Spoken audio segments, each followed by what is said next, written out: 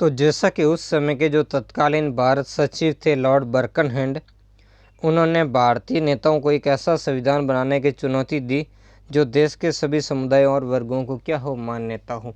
ये बात है 1925 की। और जब भारतीय लोग साइमन कमीशन का क्या कर रहे थे, विरोध कर रहे थे, तब ये चुनौती उस समय के तत्कालीन जो भारत सचिव थे लॉर्ड बर्कनहेड ने भारतीयों को दी थी कि अगर वो ऐसा संविधान तैयार कर लेंगे जो भारत के विभिन्न जो संप्रदायों और वर्गों को मान्य हो, तो ब्रिटिश सरकार क्या करेगी, निश्चित ही उस पर सहानुभूति तरीके से विचार करेगी। तो कांग्रेस ने क्या किया था, इस तरीके की जो चुनौती थी उस चुनौती को स्वीकार कर लिया था। अब साइमन कमीशन का भारत में जगह जगह विरोध हो रहा है, जिसके बारे में हमें जो पहले के पार्ट में देख चुके हैं। जहाँ भी साइमन कमीशन गया उसका भारतीयों ने क्या किया था, विरोध किया था। तो मई 1928 में सर्वदलीय सम्मेलन क्या हुआ था, बम्बई में हुआ था, जिसकी अध्यक्षता किसने की थी, जिसमें मोतीलाल नेहरू की अध्यक्षता के अंदर समिति बनाई गई थी। अब देखो इसमें हुआ क्या था, ये केवल यहीं पहले नहीं हुई थी, इससे पहले काफ़ी इसकी चुनौती को स्वीकार करते हुए पहले फरवरी 1928 के अंदर दिल्ली के अंदर सर्वदलीय सम्मेलन आयोजित किया गया था, जिसमें हिंदू महासभा, मुस्लिम लीग, खिलाफत समिति, भारतीय ईसाई जो की पार्टी थी, राष्ट्रवादी जो उदारवादी राष्ट्रवादी संघ था, इसके समेत 29 दलों ने भाग लिया था।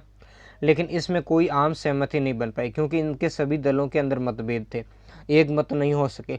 तो इसके कारण फिर 11 मई 1928 को बम्बई के अंदर फिर से सर्वदलीय सम्मेलन हुआ और इसी सर्वदलीय सम्मेलन में मोतीलाल नेहरू की अध्यक्षता के अंदर ये क्या किया गया, एक समिति का गठन किया गया। किसके लिए गठन किया गया, जो इनको चुनौती दी गई थी भारत सचिव लॉर्ड बर्कनहेड ने, एक ऐसा संविधान बनाने की जो भारत के सभी वर्गों को क्या हो, मान्य हो।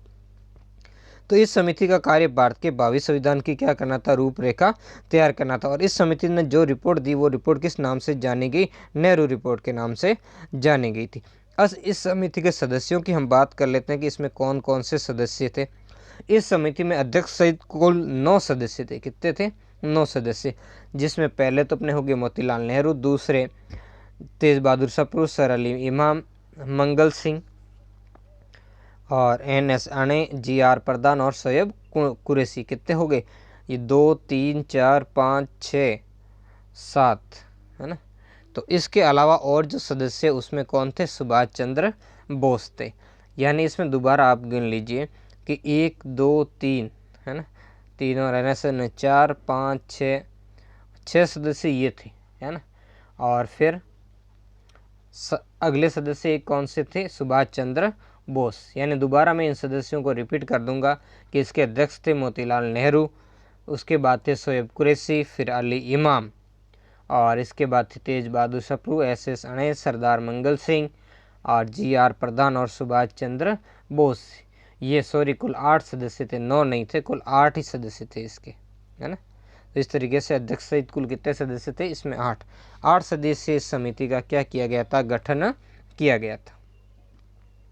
अब इस समिति ने क्या किया, सभी को काफ़ी सारी बातें की, भारतीय सभी दलों के लोगों से मिले और मिलकर के इस समिति ने क्या किया था, 28 अगस्त 1928 को अपनी एक रिपोर्ट प्रस्तुत की और इसी रिपोर्ट को हम नेहरू रिपोर्ट के नाम से क्या करते हैं, जानते हैं। अब इस रिपोर्ट के अंदर मुख्य बातें क्या थी, उन बातों को हम देखते हैं कि इसकी जो पहली बात है वो बात ये थी कि इसमें क्या किया गया, भारत को अधिराज्य अर्थात औपनिवेशिक स्वराज्य का दर्जा दिया जाए, किसके अंदर, ब्रिटिश राष्ट्रमंडल के अंदर। यानी इसमें मांग किया गया कि भारत को पूर्ण औपनिवेशिक स्वराज्य का क्या दिया जाए, दर्जा दिया जाए और उसका स्थान ब्रिटिश शासन के अधीन अन्य उपनिवेशों के समान ही हो। जो अन्य उपनिवेश ब्रिटेन के उनके समान है, उसका स्थान क्या, इस ब्रिटिश उपनिवेश के अंदर होना चाहिए।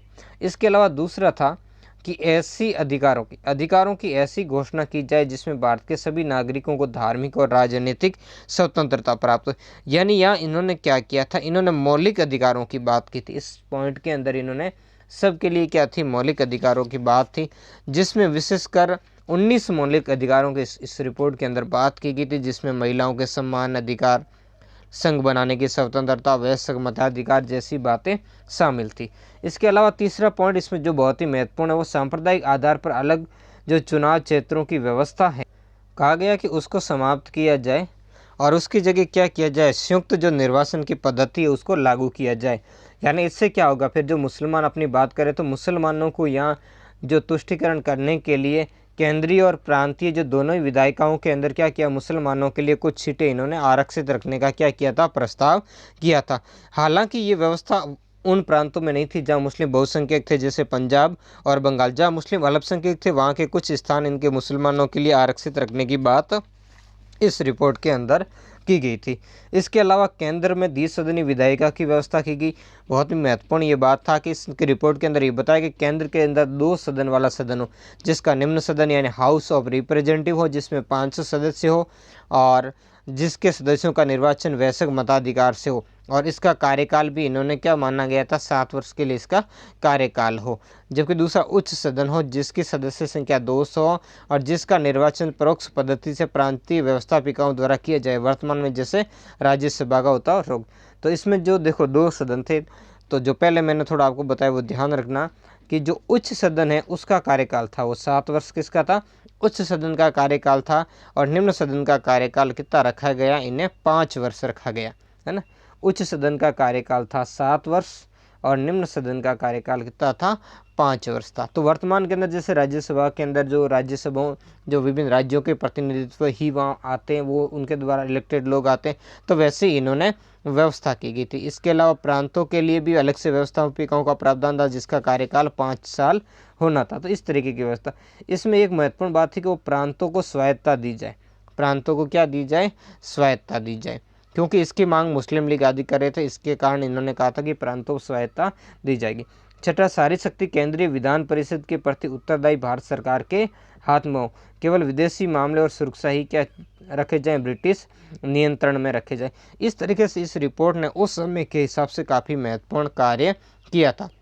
लेकिन ये कार्य उस समय के लिए न तो मुस्लिम लीग को स्वीकार थे, नहीं और बाकी जो मुस्लिम गुट जिसके नेतृत्व आगा खां और मुहम्मद शफी खां कर रहे थे, न ही कांग्रेस के कुछ गुट थे जिसका नेतृत्व जवाहरलाल नेहरू, सुभाष चंद्र बोस, सत्यमूर्ति जैसे लोग कर रहे थे, जो कि क्या थे, डोमिनियन स्टेट नहीं चाहते थे। उसकी जगह पूर्ण स्वराज्य के पक्ष में थे, यानी वो पूर्ण स्वतंत्रता चाहते थे।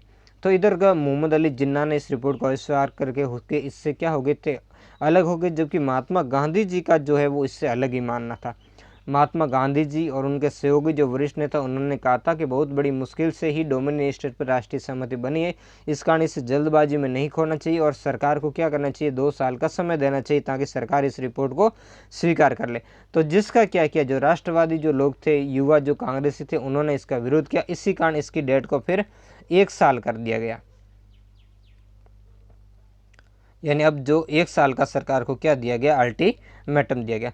तो नेहरू रिपोर्ट जुलाई 1928 के अंदर, जैसा कि मैंने आपको बताया कि 1928 में प्रकाशित की गई। मोतीलाल नेहरू की अध्यक्षता के अंदर दिसंबर 1928 को कलकत्ता के अंदर कांग्रेस का अधिवेशन बनाया गया और इस अधिवेशन के अंदर ब्रिटिश सरकार को अल्टीमेटम दिया गया कि उसने अगर रिपोर्ट को 31 दिसंबर 1 साल का समय दिया गया कि 31 दिसंबर 1929 तक अगर रिपोर्ट को स्वीकार नहीं किया तो कांग्रेस क्या कर देगी, जन आंदोलन शुरू कर देगी। यानी कांग्रेस क्या करेगी, सविनय अवज्ञा आंदोलन अब चलाएगी, जो पहले असहयोग आंदोलन के समय चलाने वाली थी। लेकिन चौरी चौरा कांड के बाद में गांधी जी ने जब आंदोलन स्थगित कर दिया तो ये आंदोलन भी अपने आप स्थगित हो गया था। तो मुस्लिम लीग ने इस रिपोर्ट का विरोध किया और इसके विरोध में अपनी जो 14 सूत्री मांगे हैं वो प्रस्तुत कर दी, है ना। जिसके अंदर उसने क्या किया, भारत का संविधान उसने कहा परिसंघात्माओं को अवशिष्ट शक्तियाँ प्रांतों को हो, प्रांतों को समान स्वायत्ता हो, ऐसी उसने कुल 14 मांगे रखी। मुस्लिम संस्कृति, धर्म, पर्सनल लॉ, चैरिटेबल संस्थाओं को सुरक्षा प्रदान की जाए, उत्तर पश्चिमी सीमा प्रांत और बलूचिस्तान में सुधार लिया जाए, सिंध को बम्बई से अलग किया जाए।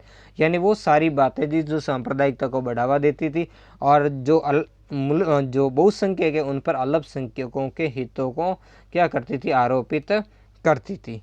तो इस तरीके से ये इसमें हमने देखा। इसके बारे में नेक्स्ट पार्ट के अंदर हम देखेंगे अभी पूर्ण स्वराज्य के प्रस्ताव के बारे में, है ना, जो कि दिसंबर 1929 के अंदर लाया गया था। तो जैसा कि अभी हमने जो नेहरू रिपोर्ट के बारे में पढ़ा था, इस नेहरू रिपोर्ट के बाद में जब बात किसी भी प्रकार की संभव नहीं हो पाई, यानी ब्रिटिश सरकार ने जो महात्मा गांधी जी और इनके द्वारा दी गई जो डेडलाइन है उसकी तरफ कोई ध्यान नहीं दिया, यानी सरकार ने जो नेहरू रिपोर्ट है उसको स्वीकार नहीं किया था, तो तब ये सम्मेलन का क्या किया गया, आयोजन किया गया। यानी गांधी जी इसके लिए सरकार को 2 साल का समय देना चाहते थे। बाद में नेहरू जी जैसे युवा लोगों और सुभाष चंद्र बोस जैसे लोगों के दबाव के कारण उन्होंने ब्रिटिश सरकार को 1 साल का समय दिया और उसकी डेडलाइन जो 31 दिसंबर 1929 कही गई कि इस दिन तक लागू किया जाए। तो जो नेहरू जी के नेतृत्व में जो युवा राष्ट्रवादी थे उन्होंने भी इस तारीख तक का इंतजार किया था। और अब कांग्रेस ने क्या करेगी, पूर्ण स्वराज्य की मांग बुलंद करेगी। इसके लिए दिसंबर 1929 के अंदर जवाहरलाल नेहरू की अध्यक्षता में कांग्रेस का अधिवेशन कहाँ पर आयोजित किया गया, लाहौर के अंदर आयोजित किया गया। इसी मांग को लेकर के कांग्रेस का यह अधिवेशन लाहौर में बुलाया गया था। इस अधिवेशन का जो मुख्य प्रस्ताव है वो क्या था, स्वराज्य का था, यानी जो पूर्ण स्वराज्य था जिसकी मांग यहाँ पर की गई थी। तो देखो इस समय तक गांधी जी भी 6 वर्ष के लंबे अंतराल के बाद में राजनीति में वापस आएंगे, तब तक वो इससे अलग रहे थे। और महात्मा गांधी इस समय यूरोप की यात्रा करने वाले थे, लेकिन उस यात्रा को उन्होंने कैंसिल करके लाहौर अधिवेशन में शामिल हुए थे। और इस अधिवेशन में गांधी जी का नाम भी प्रस्तावित किया गया था, किंतु गांधी जी ने क्या किया, खुद अध्यक्ष नहीं बने और अपनी जगह किसको अध्यक्ष बना दिया गया, जवाहरलाल नेहरू को उन्होंने अपनी जगह अध्यक्ष बना दिया। अब देखो यहाँ पर क्या बातें होती है उसको देखते। यहाँ स्वराज्य का अर्थ था पूर्ण स्वाधीनता बताया गया। इसमें बताया गया कि कांग्रेस अब से अपना पूरा ध्यान पूर्ण स्वाधीनता प्राप्ति पर देगी, यानी अब कोई डोमिनियन स्टेट की मांग नहीं की जाएगी। अब सिर्फ और सिर्फ बात होगी तो वो होगी पूर्ण स्वाधीनता पर, इसके अलावा कुछ भी नहीं। जैसा कि जवाहरलाल नेहरू ने इस लाहौर अधिवेशन में अपने अध्यक्षीय भाषण के अंदर स्पष्ट किया था कि आज हमारा सिर्फ एक लक्ष्य है, वो पूर्ण स्वतंत्रता है। विदेशी शासन से देश को मुक्त करने के लिए अब हमें खुला विद्रोह करना है।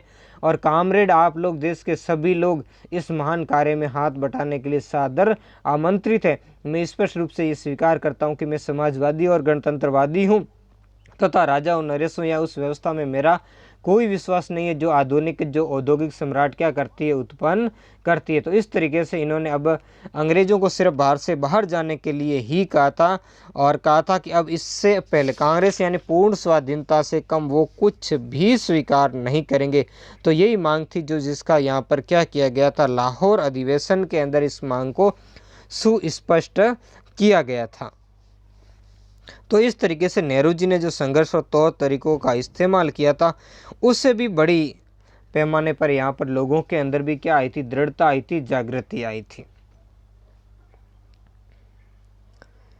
इसमें कहा गया कांग्रेस अब पूरा ध्यान पूर्ण स्वतंत्रता पर देगी। इस प्रस्ताव को पारित कर लाहौर के रावी नदी के तट पर 31 दिसंबर 1929 को आधी रात को, यानी जब रात के 12 बजे समय बदलता है तो 12 बजे का इंतजार किया। 12 बजे बाद भारतीय स्वतंत्रता का झंडा फहराया गया और कांग्रेस ने 26 जनवरी 1930 को पूर्ण स्वाधीनता दिवस मनाने का निश्चय किया गया। यानी इस दिन को संपूर्ण भारत के अंदर कांग्रेस ने क्या किया था, स्वाधीनता दिवस मनाने का फैसला किया गया।